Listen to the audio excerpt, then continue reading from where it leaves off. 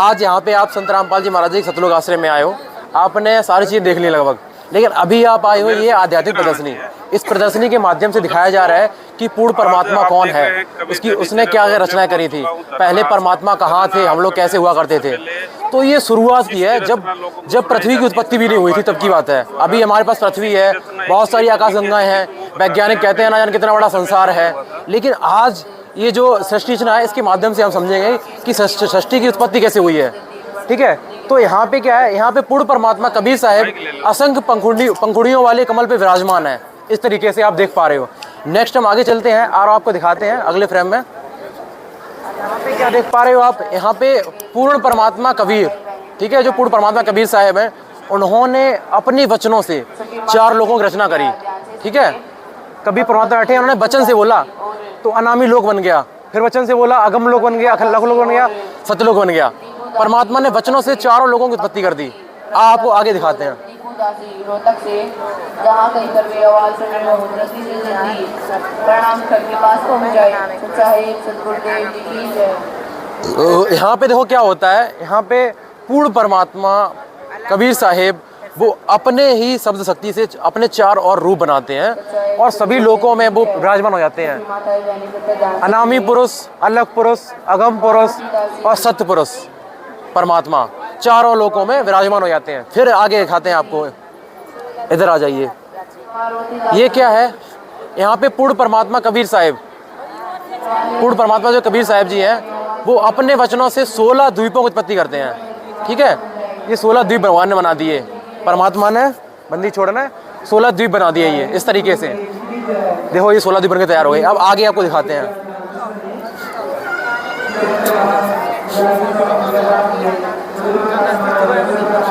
क्या है, जब परमात्मा ने 16 द्वीपों की रचना कर दी तो उसमें परमात्मा ने फिर 16 पुत्र और बनाए उसमें रहने के लिए। ठीक है, अब इनमें क्या क्या नाम है उन पुत्रों के, वो यहाँ पे दिखाई देता है। नंबर 1 कूरम, ज्ञानी, विवेक, तेज, सहज, संतोष, सुरति, आनंद, क्षमा, निष्काम, जलरंगी, अचिंत, प्रेम, दयाल, धैर्य, योग, संतायन, जिसे जोग जीती बोलते हैं। ठीक है, परमात्मा ने 16 पुत्रों की उत्पत्ति करी और 16 पुत्र अपने 16 द्वीपों में चले गए। अब आपको आगे दिखाते हैं।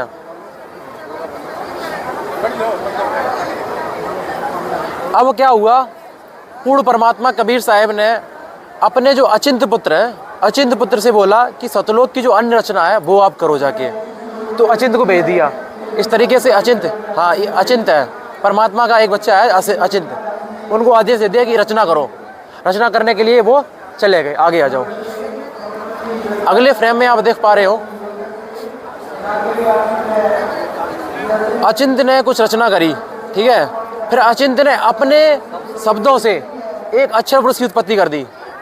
ये जो खड़ा है सामने, ये अचिंत है, ये अक्षर पुरुष है। ठीक है, अक्षर पुरुष की उत्पत्ति कर दी। फिर अक्षर पुरुष ने आगे दिखाते हैं आपको। यहाँ पे क्या होता है कि अक्षर पुरुष जिसको अचिंत ने बोला था सृष्टि हो जाके, वो स्नान करने के लिए गए अक्षर पुरुष, और वहाँ पे एक मान सरोवर है, मान सरोवर में जाके स्नान करने गए, वहाँ पे लेट के वहीं पे सो गए। अब आप सोच रहे होंगे कि भाई सरोवर में जहाँ कोई स्नान करने वहाँ कोई कैसे सो सकता है, तो परमात्मा कहते हैं कि वहाँ पे सांसों का शरीर नहीं है। जैसे यहाँ पे हम लोग सांस लेते हैं ना, उससे हमारी सांसें चलने हम लोग जिंदा हैं, वहाँ से सांस शरीर नहीं है। ठीक है, तो वहाँ पे नूरी शरीर है हमारा, वहाँ पे कोई सांसों कोई काम ही नहीं है। तो वहाँ पे जो है ना क्या नाम, अक्षर पुरुष जाके सो गए। फिर क्या हुआ, परमात्मा मतलब बहुत युगों बीत गए, युगों तक सो गए अक्षर पुरुष। उसके बाद परमात्मा ने एक अंडा भेजा, ये आप देख पा रहे हो, अंडा उनकी निद्रा से जगाने के लिए उन्हें। तो अंडा जब मान सरोवर में प्रवेश करा अंडा, तो अंडा जब अंदर गया ना तो गड़बड़ गड़बड़ गड़बड़ आवाज़ हुई ऐसे। जब गड़बड़ाहट की जो आवाज़ हुई, उस आवाज़ को सुनकर अक्षर पुरुष की निद्रा भंग हो गई।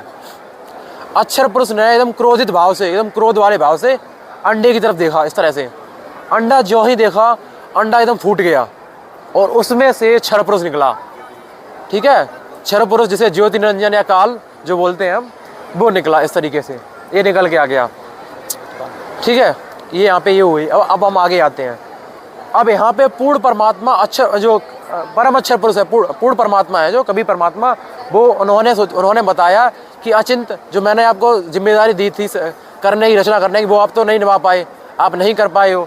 तो परमात्मा ने फिर अपने ही शब्दों से सारी सतलोक की सारी उत्पत्ति करी। मतलब परमात्मा इस तरीके बताना चाहते थे कि बिना परमात्मा की मतलब इच्छा से, बिना परमात्मा की ताकत से आप लोग कुछ नहीं कर सकते। ठीक है, इस तरीके से आगे आ जाओ।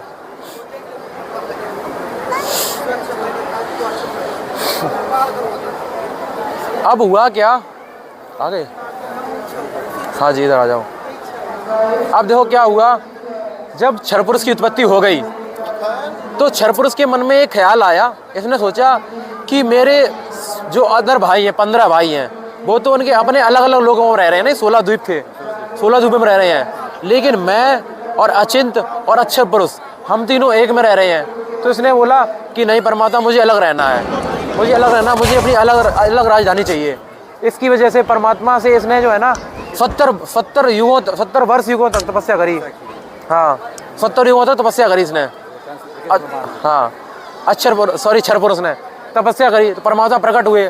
परमात्मा ने पूछा, बता बेटा क्या चाहिए तेरे को, है ना? तो क्षर पुरुष कहता है कि परमात्मा मुझे अपना अलग लोक चाहिए।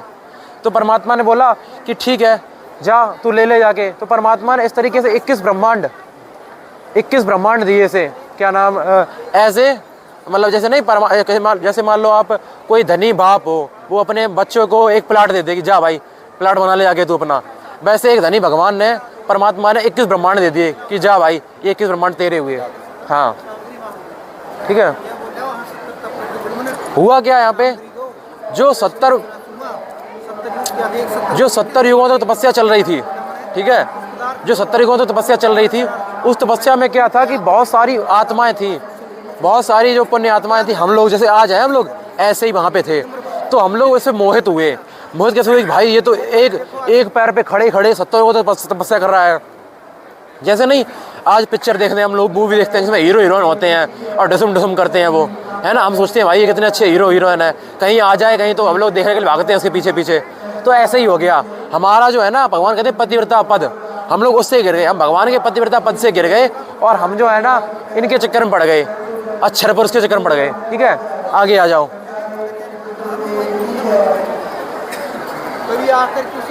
यहाँ पे क्या हुआ था कि परमात्मा ने बोला था कि क्षर पुरुष तुम्हारे भाई कूरम के पास षष्ठी रचना की सारी सामग्री है। षष्ठी रचना में क्या होता है, 5 जो तत्व होते हैं, जैसे पृथ्वी, जल, आकाश, वायु, अग्नि, ऐसे ये 5 तत्व होते हैं ना। और ऐसे ही 3 गुण, रजोगुण, सत्वगुण, तमोगुण, ये 3 गुण जो सामग्री है वो कूरम के पास है, आपके भाई के पास। आप जाओ शिष्टाचार भाव से नमस्कार करके उनसे वो सामग्री ले लो, है। लेकिन ये क्षर पुरुष जो गया, इसने ज़बरदस्ती करके मतलब छीन छान तरीके से इसने वो सामग्री ली, है ना। इस तरह से ये सामग्री ली, 21 ब्रह्मांड सारे ले लिए। ठीक है, आगे जब इन्हें सामग्री ले ली इसने, ठीक है, सारे 5 तत्व 3 घोड़ों जब ले लिए इसने, फिर इसने और 64 युगों तो तपस्या करी 64 युग दोबारा तपस्या करी। अब परमात्मा तपस्या करी इसने, है ना, तो परमात्मा प्रकट हुए इस तरीके से। परमात्मा ने पूछा, बेटा अब बताओ क्या चाहिए तुम्हें। तो इसने बोला, क्षर पुरुष कह रहा है कि क्या नाम, भगवान मेरे पास 21 ब्रह्मांड तो है, लेकिन मैं अकेला हूँ रहने के लिए, मुझे साथ में भी कोई रहना चाहिए मेरे, है, मुझे कुछ आत्माएं दे दो अपनी। परमात्मा ने कहा नहीं, मैं तुम्हें अपनी आत्मा नहीं दे सकता, क्योंकि हमारी वो तो मेरे अंश है आत्माएं, मैं वो कैसे दे दूँ आपको। परमात्मा ने मना कर दिया। आगे आ जाओ। परमात्मा ने ये बोला, अगर कोई आत्मा तुम्हारे साथ देना चाहे, अगर तुम्हारे कोई साथ जाना चाहे तो मैं उसे जाने दे सकता हूँ, ऐसे मैं दे नहीं सकता किसी को।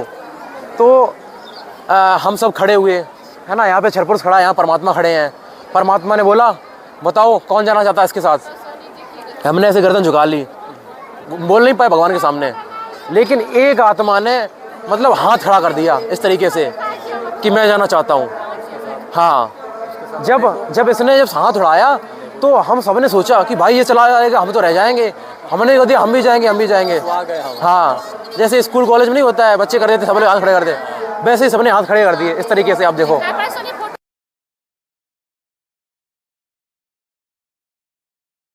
जब वो एक व्यक्ति ने हाथ खड़ा करा था कि मैं जाना चाहता हूँ, सबसे पहले जिसने खड़ा करा था, तो परमात्मा ने उसका ना एक स्त्री वाला रूप बना दिया। ठीक है, और वो स्त्री बना दी और बोला अक्षर पुरुष कि इसे ले जाओ, और इसे मैंने शब्द शक्ति दे दी है, इसके अंदर सारी चीज़ें प्रवेश कर दी हैं। अगर आप इससे बोलोगे तो ये सारी उत्पत्ति करके दे देगी, आप इससे बोलोगे कि ये बना दो तो ये बना देगी, मतलब इसके पास पूरी पावर दे दी है मैंने से, जाओ इसे ले जाओ। हाँ, इस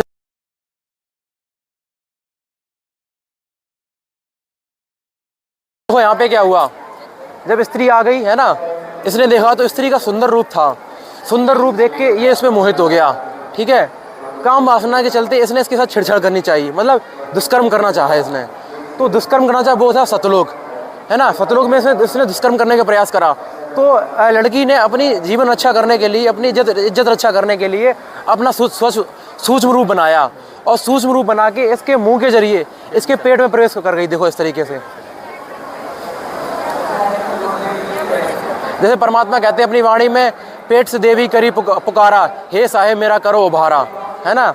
तो ये पेट में जब चली गई तब परमात्मा को पुकार कर रही है, हे परमात्मा रक्षा करो, है ना। हम तो इसके साथ आए थे, इसलिए आए थे कि मुझे बहुत कुछ मिलेगा हमें, लेकिन इसने तो मैं शुरुआत से ही इसने परेशान करना स्टार्ट कर दिया, है ना। तो जो स्त्री थी इसका नाम दुर्गा था, ठीक है, दुर्गा नाम पड़ा इसका आगे। तो ये दुर्गा थी, इसके अंदर चली गई। तो परमात्मा आए अपने योगजीत रूप में, जो अपना पुत्र हैं परमात्मा के योगजीत, उनके रूप में परमात्मा आए, और इनसे बोला दोनों से, ये देखो ये बाहर पेट से पहले बाहर निकाली, ये बाहर आ गई, ठीक है, बाहर आई। और फिर परमात्मा ने बोला कि तुम दोनों ने जो है ना ये गलत काम कर रहे हैं, ठीक है। तुम परमात्मा के, पहली बात परमात्मा तुमने बात नहीं मानी, तुम परमात्मा के उस परम जो पतिव्रता पद होता है तुम उससे गिर गए हो, तुम किसी लायक नहीं रहे हो। तो इन्होंने कहा तुम निकल जाओ अपने 21 ब्रह्मांड को सहित इस सतलोक से। पहले ये सारे 21 ब्रह्मांड सतलोक में ही थे एक जगह पे, लेकिन जब ऐसे आदेश दिया, मतलब योगजीत रूप में परमात्मा आए तो आदेश दिया कि जाओ निकल जाओ यहाँ से, तो इस तरह से ये निकाल दिए गए, निष्कासित कर दिए गए। जैसे नहीं एक बच्चा होता है, अगर वो गलत काम करता है तो बाप निकाल देता है, निकल जा भागो यहाँ से। तो इस तरीके से 21 ब्रह्मांडों सहित पूरी वहाँ की जो सृष्टि थी इसकी, वो वहाँ से चल दी एकदम, ये चली आई, ठीक है। और ये चली आई। फिर यहाँ पे आगे देखो आप आगे चली आई, क्योंकि हम सतलोक से निकाल दिए गए हैं, हम लोग सतलोक से निकाल दिए गए हैं। इस वजह से क्या हुआ कि फिर जब यहाँ पे आगे, फिर तो ये भाई हो गई ये काल, क्या नाम, ज्योति निरंजन, जिसे क्षर पुरुष कहते हैं हम, क्षर पुरुष, ठीक है। इसका नाम आगे बढ़ के ज्योति निरंजन काल पड़ा। जैसे आपने सुना होगा अलख निरंजन करते हैं ये लोग, हैं महात्मा साधु, अलख निरंजन, ये काल की पूजा करते हैं अलख निरंजन करके, ये कोई भगवान थोड़ा ही है, ठीक है। तो अब इन्होंने क्या करा, अब इन्होंने अपना पति और पत्नी वाला व्यवहार करा। पति पत्नी व्यवहार से इन्होंने 3 पुत्रों को जन्म दिया, ठीक है, जो कि एक है ब्रह्मा, एक है विष्णु और एक है महेश, ठीक है। शिशु रूप में इन्हें बनाया। और काल ने कहा, इनसे कहा कि क्या नाम, माता दुर्गा से कहा इस तरीके से, ये यहाँ पे कह रहा है,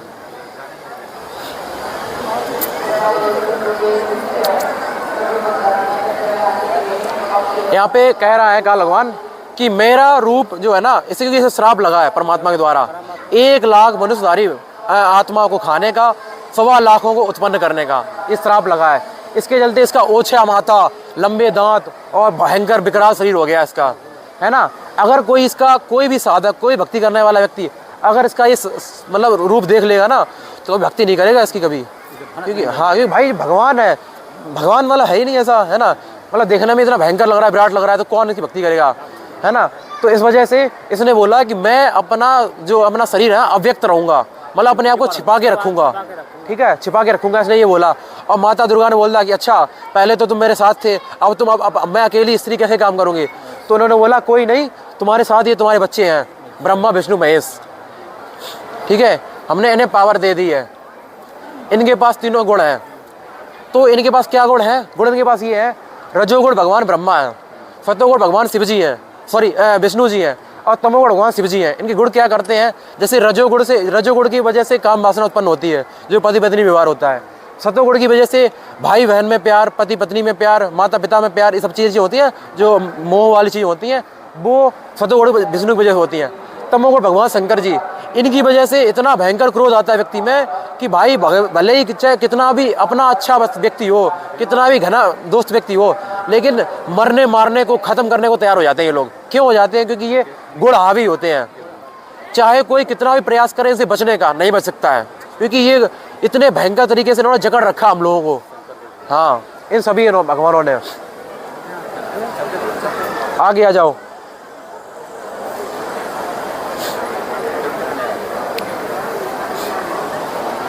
ये है, देखो ये है माता दुर्गा, ठीक है।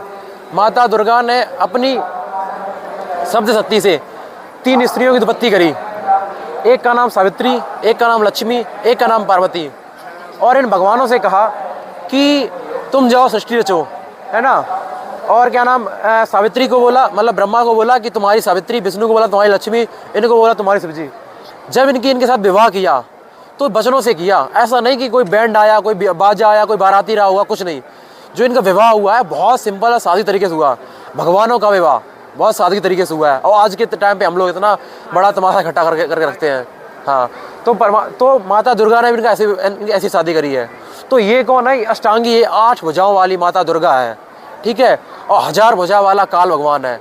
और असंख्य ब्रह्मांडों का पिता, या असंख्य भुजाओं वाला भगवान पूर्ण परमात्मा कबीर साहिब है, ठीक है। ये इनकी जैसे नहीं होता है, एक मोटर होता है, हाउस पावर होते हैं ना, हाउस पावर, एक हाउस पावर का या 2 हाउस पावर का, तो उनकी इससे शक्ति पता चलती है कि इसके पास कितनी शक्ति है। तो ऐसे ही पता चलता है कि इनकी कितनी शक्ति है। और ये भगवान है, ठीक है, सारे। अब यहाँ पे इनको आदेश दे दिए गए,